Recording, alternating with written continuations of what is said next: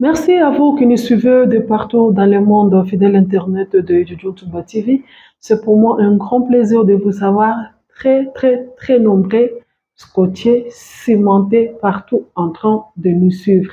Merci à tous mes abonnés. Merci pour votre confiance. Merci pour votre fidélité.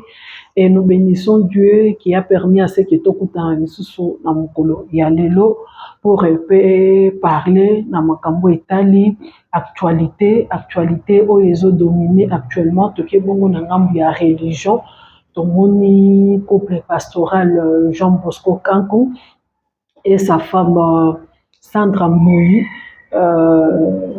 et qui est zongi, par rumeur, par version Kili pasteur Bosco abimina nunu azongelaki fatu azalaki likangu na ye akala. Sandra Mbouya bandaki tromper pasteur na mariage. On a même suivi to éviter ce qui est vrai, aza vraiment ndeko propre ya pasteur o alandi pasteur na sima alekaki bongo na réseaux sociaux na micro bandeko mususu amati live mpona koconfirme makambo Sandra asalaka o mobali to éviter ce qui est solo ce qui est ya lokuta mais awa TV eza radio te na otika bino bolanda maloba ya pasteur ye moko mobali ya Sandra Mboyi. Likambo kaka les concernés ye moko nde mutu akoyebisa biso vraie version na vérité parce que ka bango mibale nde bayebi vérité ya couple na bango. Oyo nyonso bato bazoloba mosika libanda eza kaka les ondi. Alors on est biso lokola toyaka kaka mpona vérité toyaka koéclaircir opinion. Tozala wana pona baise vraiment te, tozalaka wana pour informer et éduquer, kopesa information ya solo, yango tokotika bino bolanda nanu propos ya pasteur et bongo to se retrouver juste. Je n'ai pas besoin de me défendre, mais je vous dis seulement que moi j'ai appris une chose, même si il y a eu un problème ou il y avait un problème, le pardon existe. Mais je ne reconnais pas avoir fait du mal. J'aime mes enfants. J'aime ma femme, j'aime ma famille, et Sandra le sait. Donc arrêtez tout ce que les gens racontent là, voilà. Non, il n'y a pas de souci. Donc voilà. Je n'ai jamais... Et si vous voyez même sur une page, quelqu'un qui vous appelle pour vous dire le pasteur Jean Bosco a appelé, jamais.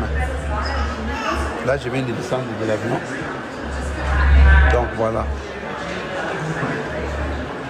Dieu m'a donné de merveilleux enfants que j'aime beaucoup, adorables. Et je ne peux pas laisser mes enfants grandir seuls. N'est-ce pas? On connaît les conséquences. Je suis pasteur depuis plus de 30 ans. Écoutez-moi très bien. Nous tendons vers la fin de l'année où le diable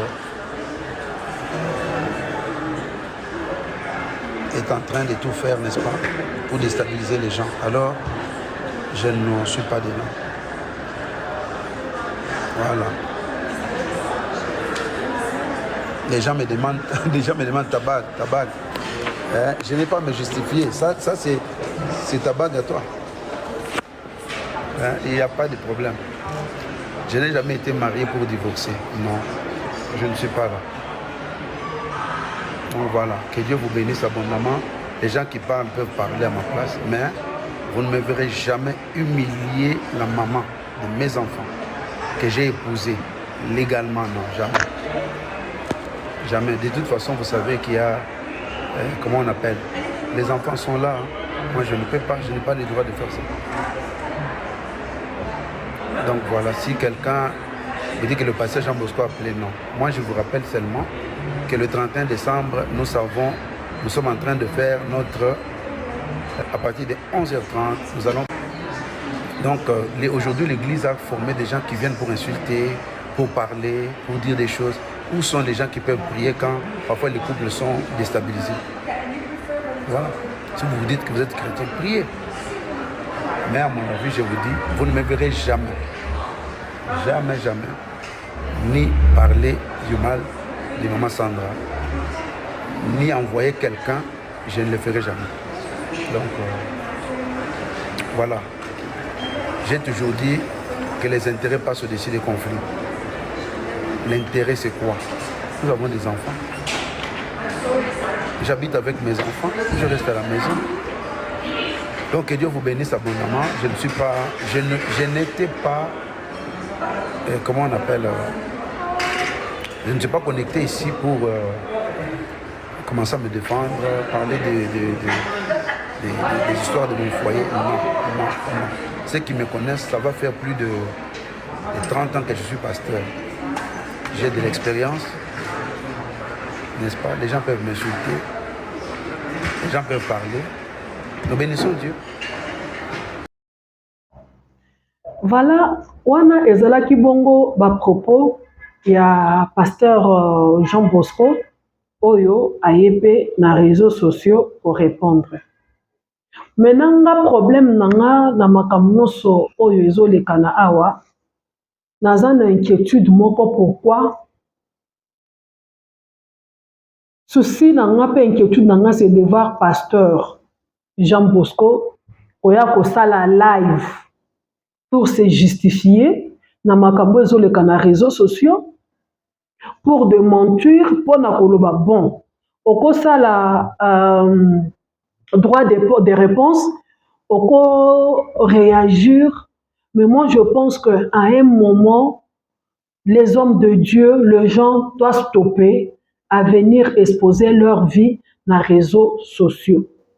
Pourquoi venir exposer vie na bino ya couple na réseaux sociaux? Donc lelo pene comme difficile batu batek izi makambo batu bakoloba, mais Jésus Christ babeta ye bafinga ye a répondre. Ce qui fait mal, c'est de voir le pasteur, le serviteur de Dieu koya na makambo na bango na réseaux sociaux ko exposer, ko répondre pourquoi. Là je ne suis pas d'accord na live pasteur asalaki. Falaki avant d'année, si vrai makambo ezoleka na réseaux sociaux eza makambo ya lukuta. Et conseil moko o na koloba na sœur Sandra Mbouyi eza que à garder silence avant à la stupidité oyo penyel la salade. Penyel na me kalabay bayaka na makambo na bango na réseaux sociaux. Lelo biso nyonso toyebi suite fendenge sila. Réseaux sociaux eza monde moko. Donc j'ai toujours dit que les réseaux sociaux eza lifelo. La réseaux sociaux eza cimetière. Réseaux sociaux eza monde moko. Les gens prouvent le plaisir ya ko exposer ba vie na bango ya koloba nenge to loba boye. Mais bazo yeba te sur le plan spirituel et loko nini réseaux sociaux pouvoir nini réseaux sociaux eza nango. Réseaux sociaux et détruire vie à bateau belé. De la même manière dont réseaux sociaux et construire vie à bateau moussous. Réseaux sociaux et kundi bateau koti mabele na réseaux sociaux. Les gens sont enterrés dans les réseaux sociaux. Bateau bateka milimo na réseaux sociaux. Réseaux sociaux kota bondoki. Réseaux sociaux ezana bondoki. Mais c'est déplorable de voir les hommes de Dieu, de voir les gens qui sont censés être exemplaires, venir aussi dans makambo na bango pour exposer dans les réseaux sociaux. Belle famille, bazala batu moko boye tozala na bango kana confiance te. Si vraiment le monsieur qui est passé na live pour na kobeta masolo, il y a grand frère naye, pasteur Bosco, na mwasi naye Sandra Mbouyi. Azan de konaye, il doit savoir que a sali erreur. Va se référer kaka na dossier ya Penyel, na Mike. Alors, pour ceux qui ne savent pas, balabala, réseaux sociaux, et beti li solo, et l'obiete, Sandra Mbouyi na mobile naye bakabwani basali divorce. Cause à divorce, c'est ça, impudicité et infidélité, il y a mobile. Pasteur Azalaki na fi moko abandaki ko vivre na ye kala avant bala Sandra Fatou. Fatou azalaki likangu ya pasteur. L'air pasteur abali Sandra Mbouyi. Atika na ye ko vivre na likangu na ye te, a continua na ko vivre na Fatou. Ça c'est selon les réseaux sociaux. Aujourd'hui, je vais interpréter ce que les gens disent dans les réseaux sociaux. Bisolo batubazo betela. Et la sœur Sandra Mbouyi a commencé à avoir babiloko wana, ba photo, kokanga ba message, bandaki ko déranger ye, abandaki ko mela. D'un côté, quand Sandra Mbouyi a eu contrat ya Madiabou, a eu si mobile maintenant eu contrat, je dois aller à Kim. Qu'est-ce que je dois faire avec les enfants? Mobile a yebisi a lobi non, vas-y. Moi na musala nunu aza ozotikala na nunu bazwaki ndako mususu badeplasaki bademénager batiki ndako mususu batikaki nunu kuna. Alors là esali que Sandra akende bafaire courir na nunu aya kovanda po atekike ya bana njoka nunu akomaki bilanga ya pasteur Jean Bosco d'après les réseaux sociaux. D'un côté, toyoki pe ndeko ya mobile alobi Sandra nde mutu abandi ko tromper pasteur. Pasteur akanga ye na ba message, baza pe na ba preuve ebele ya busoto o Sandra asalaka na libala. Toke na monde ini. Tondimela nani? Toboya ya nani? Mais d'un côté, pasteur ye moko aleki alobi ke ndako na ye eza na ba problème lokola ba mariage nyonso ndenge ezalaka na problème wana kutu obvious vie ya couple eza monde moko kaka ba initié nde baza censé ya koyeba makambo oyo. Donc puis ndenge adage moko lobaka esika otiaka mutu te moyen olala moyen oyeba place etangaka eza te. Il a juste demandé ce que tosambela pona bango, bo prier pona bango, effectivement, baza na problème na couple na bango. Mais il n'a pas quitté la maison ndenge bazolo baki asundoli Sandra na bana. Pasteur Bosco a dit que il n'y a pas de divorce, il n'y aura pas de divorce. Ça c'est ce que l'homme a dit. Ça, c'est ce que le concerné a dit, l'homme a dit. Maintenant, tokota skoto ke nangambo moi si. Est-ce que moi si a okoka ko supporter humiliation ya belle famille? Est-ce que moi si a okoka ko accepter à continuer na ko souffrir dans le mariage parce que erreur batu ebele bazo sala. Erreur ebele biso basi tozo sala. C'est quand tu es dans un endroit où tu sais très bien que tu vis dans un mariage toxique, dans une relation moko toxique. Vous savez, ils ont eloko moko te et ils ont sala mabe ou sala mabe quand une femme vit dans une relation amoureuse toxique.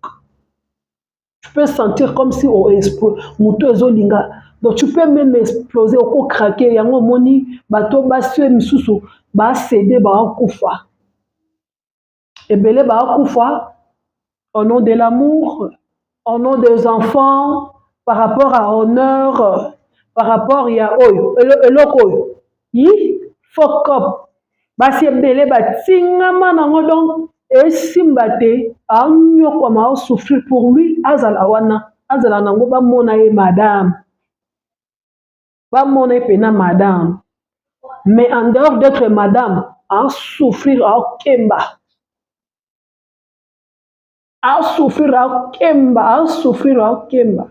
Mais il est là. Est-ce que ça sera le cas de Sandra Mbouyi? Parce que ceux qui ont le réseau, ceux qui ont belle famille, qui coupent trafic à maman Bokilo, à beta maman, à gangela maman Bokilo, tout ça. Et je pense soki akozwa exemple ya Deborah Luka. Deborah Luka etambola na Biblia mobile na ye. Biblia mobile na ye etambola réseaux sociaux eningana. Mais avanda akanga ceinture. Le mariage là c'est pour les initiés. Le mariage là c'est pour les femmes fortes. Le mariage là c'est pas pour les enfants. Et maman, donc les lona lobby o longa ok o tiki pasteur ok parce que o wana prie Dieu, que Dieu vous aide parce qu'il n'y a pas vraiment un loco diable à combattre dans la vie à monde comme mariage. Le mariage c'est une institution divine. Le diable ici, il sait qu'elle se peut la paix place Batubazala unité. C'était ma petite intervention concernant le dossier Sandra Bouyi. Merci à vous tous qui ont eu la chance de nous écouter et de nous suivre. Le numéro est affiché au bord de l'écran. Appelez-nous, contactez-nous, ça nous fera plaisir. Les remarques et les suggestions nous seront le bienvenu. N'oubliez pas surtout de vous abonner sur notre émission. Un grand merci à vous. Je vous retrouve à la prochaine fois.